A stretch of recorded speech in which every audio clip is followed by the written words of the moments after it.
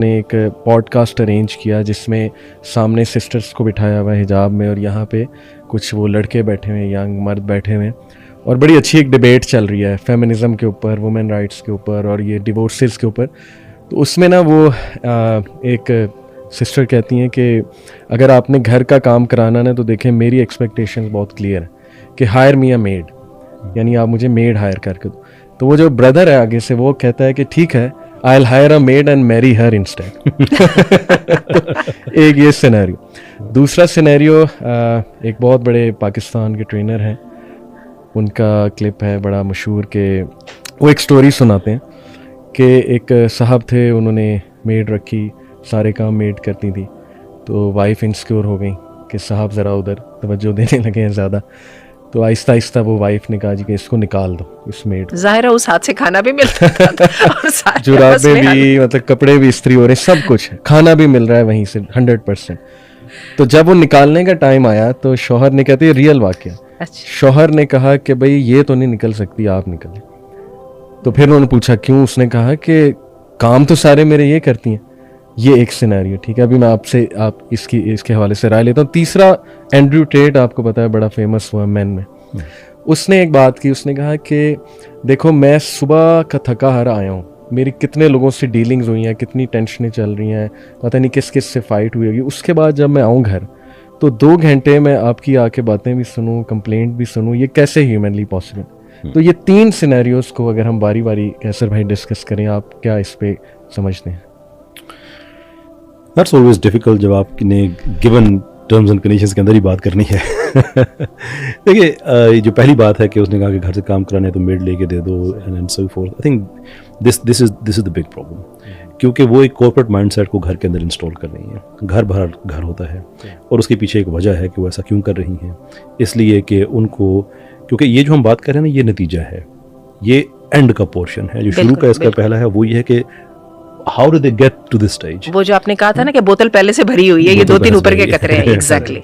तो उसके पीछे एक लंबी कहानी है कि उनको बता दिया गया कि तुम बिल्कुल मर्द जैसी हो और you are equal in every sense, और तुमने अगर कामयाब होना है तो कुछ मटीरियलिस्टिक बेंचमार्क्स हैं कि 30 साल से पहले तुम्हारा घर भी अपना होना चाहिए, गाड़ी भी अपनी होनी चाहिए और जॉब सिक्योर होनी चाहिए या बिजनेस होना चाहिए एंड सो फोर्थ। ये फिर आपका प्राइमरी ऑब्जेक्टिव बन जाता है।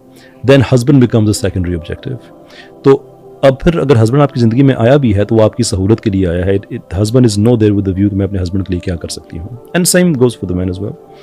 तो फिर तो आपको यही नतीजा मिलेगा। लेकिन अगर आप फिलॉसफी ऑफ मैरिज को समझते हैं कि ये क्यों ज़रूरी है इंसानों के लिए, ये सोसाइटी की प्रिजर्वेशन के लिए क्यों ज़रूरी है, इट्स ए फाइड्यूशरी ड्यूटी। फाइड्यूशरी ड्यूटी वो होती है जहाँ पे आप अपनी ज़ात से आगे बढ़ के काम करते हैं, जहाँ पे होता है कि मैं काम इसलिए कर रही हूँ कि मुझे इसका फलां फ़ायदा हो जाएगा। It's certainly is not going to work. और इस पे हमारे पास पूरा डेटा मौजूद है। आई बिलीव 2020 में अमेरिकन इकोनॉमिक जो उनका पब्लिकेशन का प्लेटफॉर्म है, जर्नल है, अमेरिकन इकोनॉमिक जर्नल, उसमें उन्होंने 30 साल पे मुहित स्टडी उन्होंने शाया की थी कि वो ख़वातीन जो कि प्रमोट होती हैं 3 साल के अराउंड उनकी तलाक़ें हो जाती हैं। अच्छा। वो ख़वातीन जो कि पॉलिटिक्स में हिस्सा लेती हैं, बादार उनके पॉलिटिक्स में ऐसा नहीं लेना चाहिए, लेकिन वो जो मेयर या इस तरह की पोजीशन ऑफ अथॉरिटी पे जाती हैं, उनके दुगने चांसेस होते हैं तलाक के बनिस्बत दूसरी ख़वातीन के जो उस मकाम पे नहीं पहुंच सकती हैं। So there are number of psychological factors at play here कि ऐसी ख़वातीन जो कि कॉर्पोरेट माहौल को ही सब कुछ समझती हैं, उसी मटीरियलिस्टिक लाइफ को सब समझती हैं, तो उनके लिए हस्बैंड शादी इररेलेवेंट हो जाती हैं। नहीं, लेकिन वो ये कह सकती हैं ना कि मर्द इनसिक्योर हो रहा है हमारी तरक्की से, मर्द को पसंद नहीं हम कमाएं और वो चाहता है हमसे भीख मांगे रहे। चल हम इसको भी मान लेते हैं कि मर्द इनसिक्योर हो रहा है, लेकिन इसका हल क्या है? हल की बात बताइए। इनसिक्योर से भी देखे ना, एक कह सकती है, 2 कह सकती हैं, 3 कह सकती हैं, लेकिन 30 साल की स्टडी हज़ारों लोगों पे की गई है। I think they have to do better than that. फिर वो नहीं कह सकती। सॉरी, आप कुछ नहीं, मैं आप ही की बात को सेकंड कर रही थी। तो ये तो बेसिकली है कि आपने अगर घर के अंदर रहना है तो फिर कॉर्पोरेट माइंडसेट के साथ नहीं, बल्कि आपने फिलॉसफी ऑफ मैरिज को समझना है कि शादी कर ज़रूरत ही क्यों है।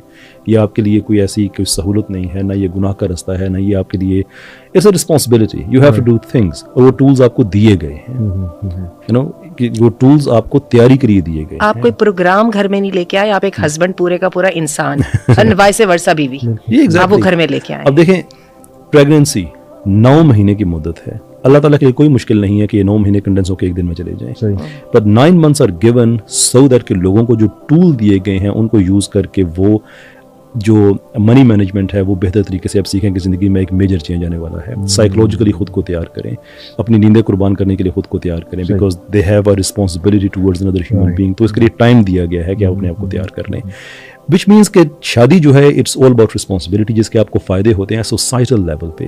लेकिन अगर आपने शादी इसलिए करनी है कि मुझे क्या मिलेगा, मैंने घर का काम नहीं करना, मैंने ये नहीं करना, मैंने वो नहीं करना, तो आप एक अरेंजमेंट में जा रही हैं, एक इकोनॉमिकल अरेंजमेंट है ये शादी नहीं है। लेकिन कैसर भाई, क्या मर्द का ये नहीं है फ़र्ज़ कि वो ये देखे, इस चीज़ पे नज़र रखे कि कब मेरी वाइफ को मेड की ज़रूरत है, Sure, और वो इंतज़ाम करे।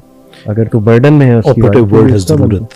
बिल्कुल ज़रूरत है तो एब्सोल्युटली, ज़रूरत अगर वो है। अफोर्ड कर सकता है वो बिल्कुल करे, इसमें कोई कलाम नहीं और है। अगर वो अफोर्ड नहीं कर सकता तो पहले से वो कह सकती है खातून कि मेरी कंडीशन है कि मैंने कुछ भी नहीं करना, आपने मेड्स रखी दी। आपका क्या ख्याल है, घर बन जाएगा? नहीं बनेगा, नहीं बनेगा, क्योंकि हम कॉर्पोरेट माइंडसेट के साथ नहीं चल रहे हैं। बिल्कुल ब्रदर कैसर ने सही बात कही है, यहाँ पे दो इंसान एक दूसरे के साथ डीलिंग कर रहे हैं, ठीक है। प्रॉब्लम्स का क्या करेंगे, वो मुंह से कह देता है मैं नहीं, चलो तुम बिल्कुल कुछ नहीं करो। और वैसे मैंने देखा है शौहर जो है ना, उनका वाकई दिल चाहता है बीवियां रानी रहें, ये एक बहुत अल्लाह ताला ने एक अच्छी चीज दी है मर्दों को। लेकिन क्या हालात का क्या करें, पेट भी साथ लगा है, जरूरियात भी साथ लगे हैं, वो जो अम्मा और वो बहनें जो हैं, और अल्लाह ना करे अगर उनको कुछ मसाइल हैं वो भी साथ लगे हुए, उनका क्या करेंगे? ठीक है, वो आपका पार्ट एंड पार्सल है, वो आपकी जात का। और तो उसका जो है, अब वाइफ कैसे कह सकती है, और अगर आज वो ये कह देती है कि ठीक है मैं नहीं करती, तो फिर वो तैयार रहे कि बहुत सारी उसकी भी जिंदगी के वक्त आने वाले हैं जिसमें वो कह देगा कि I didn't bargain for this thing, तो मैं भी नहीं करता। उसको वो कबूल करने को तैयार है। यानी रिसेंटमेंट दोनों के दिल में पैदा होती जाएगी अगर इस चीज़ को एड्रेस ना किया गया।